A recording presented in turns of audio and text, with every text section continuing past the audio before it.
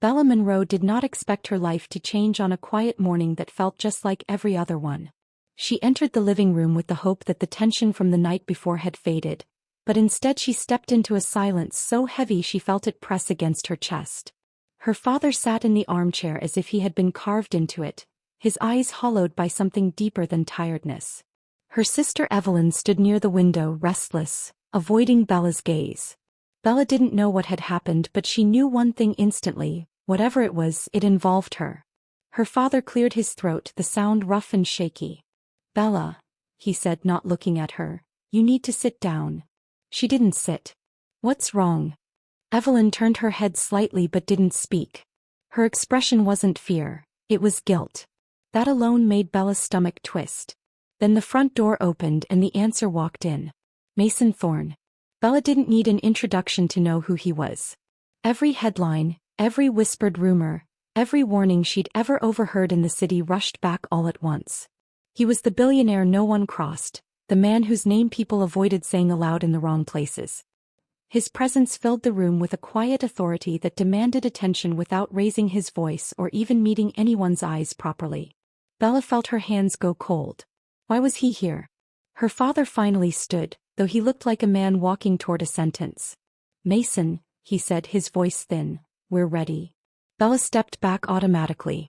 Ready for what? Her father didn't answer. Mason did.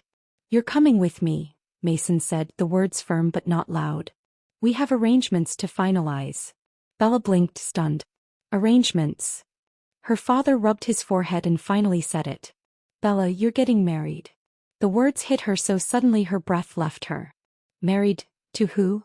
Mason looked at her, his expression unreadable. "To me." For a moment, Bella genuinely believed she'd misheard. But nothing in the room suggested this was a misunderstanding. Her father looked defeated. Evelyn looked like she might collapse. Mason looked like a man carrying out something predetermined. Bella's voice dropped to a whisper. "You can't be serious." "I'm not here to debate it," Mason replied, his tone steady, not cruel. "The contract is already signed." She stared at her father. "What contract?" He still wouldn't meet her eyes. "Belle, I didn't have a choice." "You always had a choice," she said, her voice breaking. "You just never choose me." Evelyn flinched, guilt flickering across her face again. Mason didn't interrupt them, yet he watched Bella with the focus of someone trying to understand how she might react. He didn't look pleased or eager. He didn't look like a man who wanted a bride. He looked like someone fulfilling an obligation. Bella shook her head. "No. This can't happen. You can't just hand me over." Her father finally spoke in a whisper. "If I don't honor the deal, Bella, we lose everything." "So you give me instead?" Bella asked, her heart aching in a way she didn't expect. Mason stepped closer, but not in a threatening way. "Your father owes more than he can repay. The arrangement protects him, and his family." Bella searched his face. His words explained nothing yet exposed everything. She saw no triumph in his eyes, only resolve. "Why me?" she asked quietly. "Why not Evelyn?" The air shifted. Evelyn stiffened. Mason's jaw tightened. Her father looked away completely. No one answered. Bella felt trapped in a moment she didn't understand. "I'm not going anywhere with you." Mason didn't move any closer. He simply said, "You are. And you'll be safe with me." Safe. The word felt strange coming from someone like him. But before she could respond, her father's voice rose in desperation. "Bella, please, don't fight this. It's already done." And for the first time in her life she saw real fear in his eyes. Not fear of losing money. Not fear of embarrassment. Fear of consequences.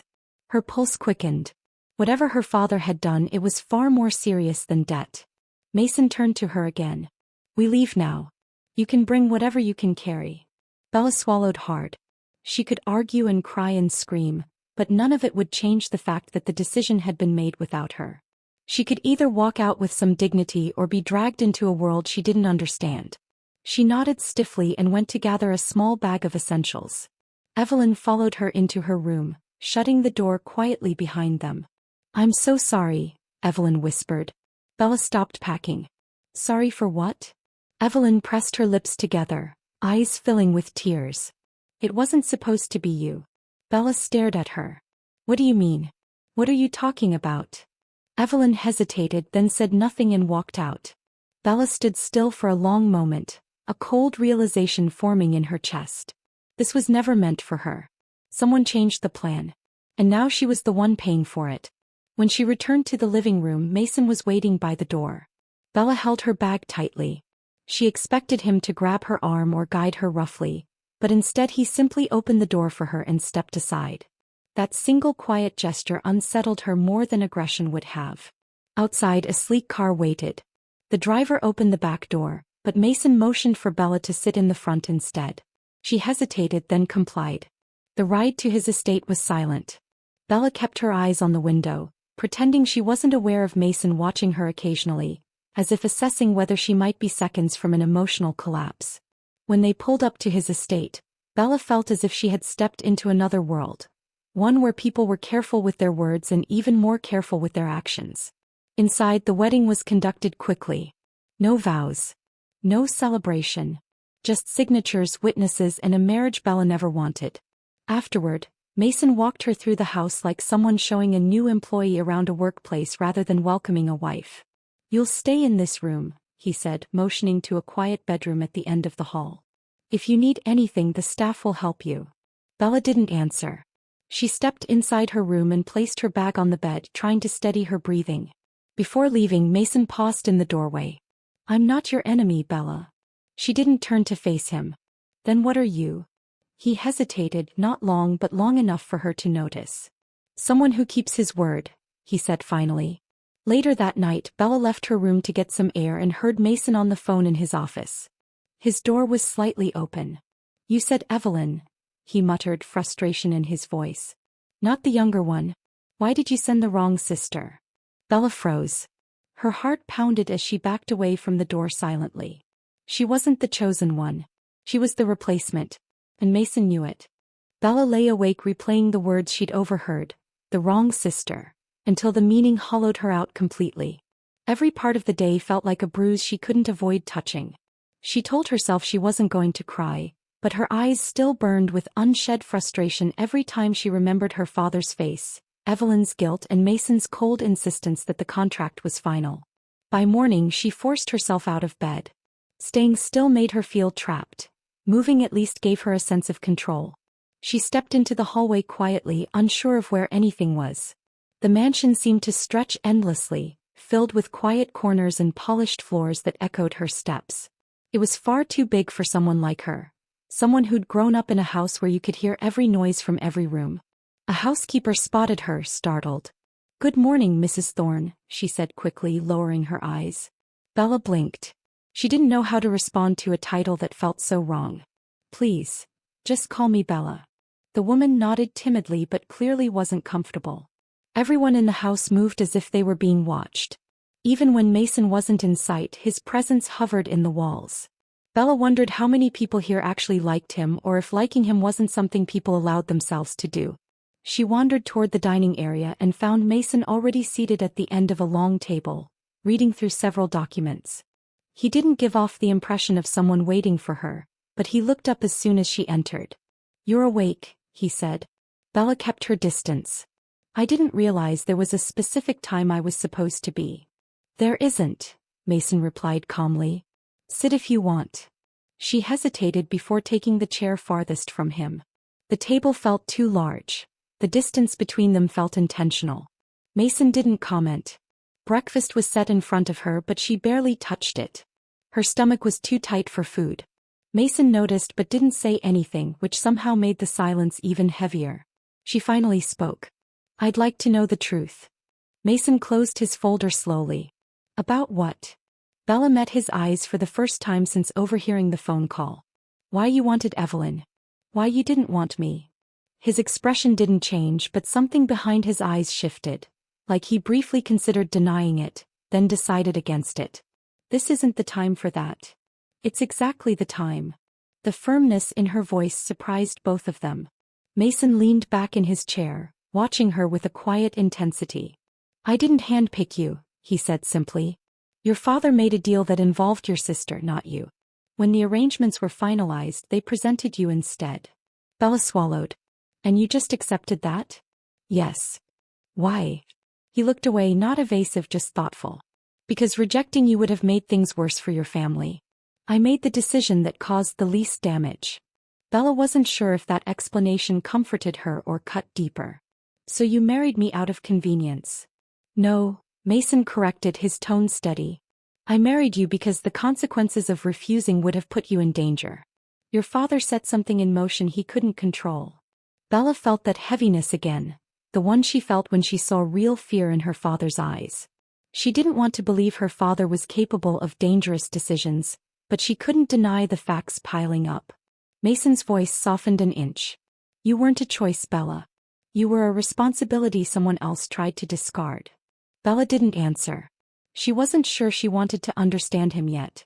After breakfast, she stepped onto the back terrace just to get some air. She didn't expect Mason to follow, yet he appeared a few minutes later. He stood to her side, not too close, not too far. It was the first time she realized he wasn't as intimidating in silence as he was in authority.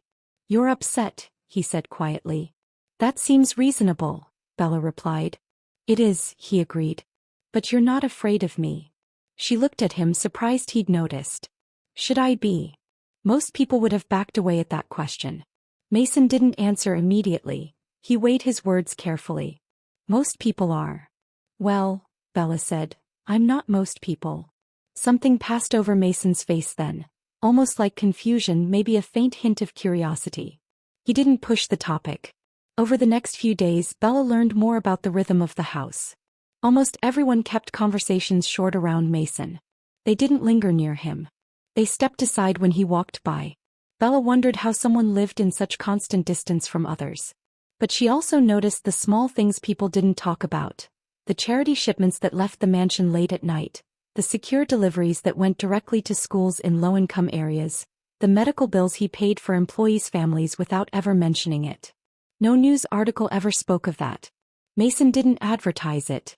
He simply handled it quietly as if he needed no credit. This made her confusion deepen. How could a man feared by so many act with such silent consideration? One afternoon, Bella went exploring and ended up on the wrong floor. She opened a door and found a room filled with old files and storage. She heard footsteps behind her and turned sharply to see Mason. He didn't look angry. Just concerned. You shouldn't be in this area. I didn't know, she said. I got lost. He nodded. Some parts of the estate aren't secure. If something happened to you, I wouldn't hear the end of it. From who? Bella asked. People seem afraid to say anything to you. A slight breath escaped him, almost a humorless laugh. You're the only one who speaks to me like that. I'm not trying to challenge you, she said. I just don't understand you. He looked at her for a long moment. That makes two of us. Before Bella could ask what he meant, the house alarm blared briefly, one short warning beep before shutting off. Mason stiffened instantly. His hand moved to his phone. Stay here, he ordered, his voice low and firm. Mason, what's happening? Just stay here. He moved fast, disappearing down the hallway. Bella waited, her heart racing in her chest. She didn't know what was going on, but she could feel tension in the air, the kind that came with danger you couldn't see. Within minutes, she heard raised voices downstairs. Then footsteps, many footsteps. Suddenly someone rounded the corner and nearly collided with her. The man was not part of the staff. His clothes were dark and he moved with the confidence of someone who didn't belong. She froze. He reached for her wrist. But before he touched her, Mason appeared out of nowhere, grabbing the man by the collar and shoving him hard against the wall. The man groaned in pain. Mason stood between Bella and the intruder, his body tense, jaw tight, breathing sharp. You don't go near her, Mason growled, low and final. The intruder was dragged out by security moments later. Bella remained frozen. Mason looked at her immediately, his expression tight with concern. Are you hurt? He asked. No, she whispered. Just startled. He stepped closer, lowering his voice. You could have been taken. Bella felt her pulse racing. Why would anyone want to take me?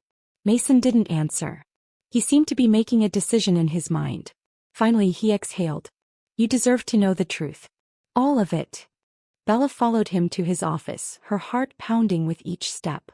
When they reached the room, Mason closed the door behind them, but not in an intimidating way. more like he was shutting out the rest of the world. He turned to her, the hardness in his posture fading into something more sincere, more human. "Your father didn't owe me money, Bella," Mason said. "He owed the wrong people. Dangerous people. And when he couldn't pay, he offered one of his daughters as compensation." Bella felt every word like a cold drop of water sliding down her spine. "He offered Evelyn," Mason continued. "And when she ran, they pushed you forward instead. I intervened because if they had taken you, you wouldn't have been safe. You would have been owned." Bella felt her knees weaken. "Mason," she whispered, unable to process the weight of it. He stepped closer, his voice low and steady. "I married you to protect you. Not because I needed a wife. Not because I wanted a deal. Because it was the only way to get you out of their reach." Bella stared at him, seeing a new truth in his eyes, one that complicated everything she thought she knew. She didn't know whether to feel grateful or betrayed. But she knew one thing for certain. Nothing about Mason Thorne was simple. Bella didn't recognize her own life anymore. A week ago, she was a quiet young woman trying to stay out of her family's storms. Now she lived beside a man who guarded her more fiercely than anyone ever had, even though he rarely showed what he felt. Mason treated her with a type of care that wasn't gentle but was deeply intentional. It confused her more than it comforted her, but she couldn't ignore how consistently he protected her.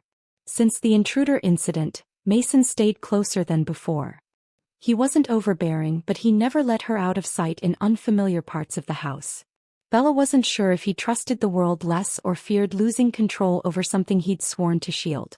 Even with the tension around them, they spoke more often now. Mason began asking small questions. What she liked for breakfast, which room felt more comfortable, whether she preferred the garden or the library. He didn't ask these things like a man trying to charm someone. He asked them like someone learning to accommodate another person without forcing himself into their space. Bella found herself watching him just as much. Behind the guarded posture and the reputation that made people step back, she noticed things no one else seemed to. He never raised his voice at the staff. He checked on the night guards personally instead of waiting for reports. He listened, truly listened when she spoke. And most surprising of all, he didn't treat her like a burden or a transaction. One afternoon, Bella was reading in the garden when Mason stepped beside her, not saying anything at first. She looked up, noticing an unusual strain in his expression. "What is it?" she asked softly. "There's a meeting tonight," he said. "Someone connected to the group your father dealt with." Bella closed the book slowly. "Do they still see me as part of the deal?" Mason's jaw tightened. "They shouldn't. You're legally and publicly under my protection now. But people like them don't always respect boundaries." She absorbed his words, trying to stay calm. "Are you safe?" He paused, something almost vulnerable flickering across his face. "That's not what I'm worried about." Bella's breath caught. She didn't push him for more. Some truths carried themselves without explanation. That evening, Bella waited anxiously in her room. Mason left for the meeting, promising he wouldn't be long. Hours passed. She paced, checked the time repeatedly, and fought the urge to call him. Finally, she heard voices downstairs, Mason's and someone else's. A female voice. Sharp, irritated, familiar. Bella stepped out of her room just as Evelyn came into view. Evelyn looked as polished as ever, but there was a harshness in her eyes Bella hadn't seen before. Mason stood beside her, looking tired and anything but pleased. Evelyn spotted Bella instantly. "There you are." Bella stayed at the top of the stairs, uncertain. "What are you doing here? What do you think?" Evelyn scoffed. "I heard you married Mason." Her tone carried disbelief, jealousy, and accusation all twisted together. "You? Really? I leave for a few days and suddenly you're his wife." Bella felt heat rise in her face, not from guilt but from humiliation. "It wasn't my choice." Evelyn folded her arms. "You expect me to believe you didn't plan this? You always act like the innocent one, but maybe you finally grew tired of being in my shadow." Mason's voice cut in sharply. "Evelyn." He turned to him. "What?" "She took something that was supposed to be mine." Bella stiffened. Mason's brows lowered. "Nothing about this situation was yours. You ran." Bella didn't. Evelyn's expression cracked for a moment. "I ran because I knew what father was doing. I wasn't going to give my life away to fix his mess." Bella exhaled shakily. "And you think I should have done it instead?" Evelyn opened her mouth then closed it. Her shoulders tensed defensively. I didn't think it would go this far. Because you didn't look past yourself, Bella said quietly. Evelyn glared back but didn't deny it. Mason stepped between them slightly, not to block but to calm the rising tension. Evelyn, you need to leave. Evelyn's jaw trembled, not with sadness but anger she had nowhere to put.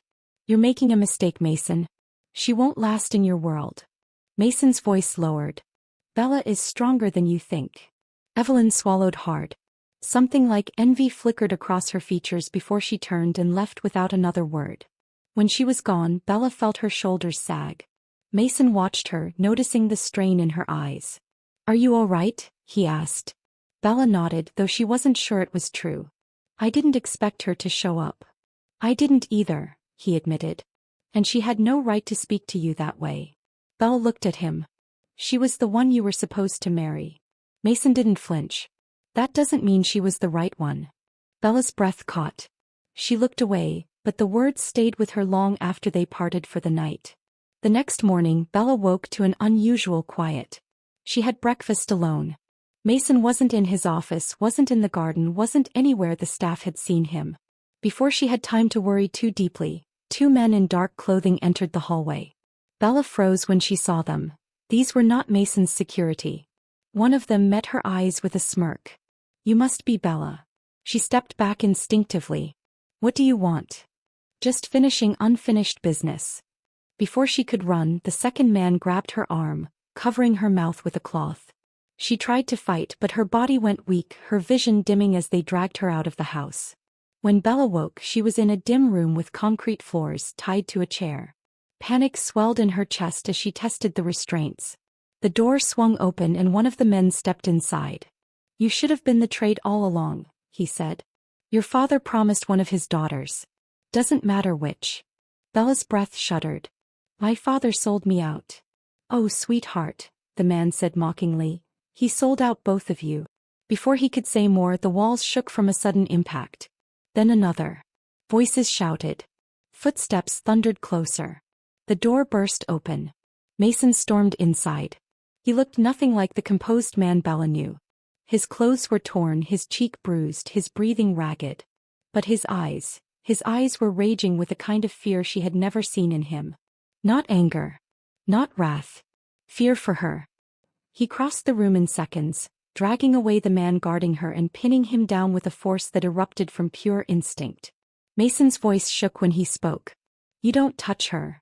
Security rushed in behind him, subduing the others. Mason cut Bella free, his hands trembling slightly as he worked the ropes. Bella, he said, his voice cracking in a way she'd never heard. Are you hurt? She shook her head but tears fell anyway. You came for me. He cupped her face gently, so gently it shocked her. I will always come for you. His forehead rested against hers for a moment, his breath uneven. Something he'd been fighting for weeks finally slipped through the cracks. I love you, he whispered. I didn't expect to. I didn't want to. But I do. Bella closed her eyes, overwhelmed. Mason. He pulled her into his arms, holding her tightly but carefully, as if she were something rare he was terrified to lose. When they returned to the mansion, the truth unraveled quickly. Evelyn wasn't the one who betrayed Bella. Their father did. He'd been willing to give up whichever daughter caused him the least trouble. Bella walked away from him without hesitation. Mason supported her silently.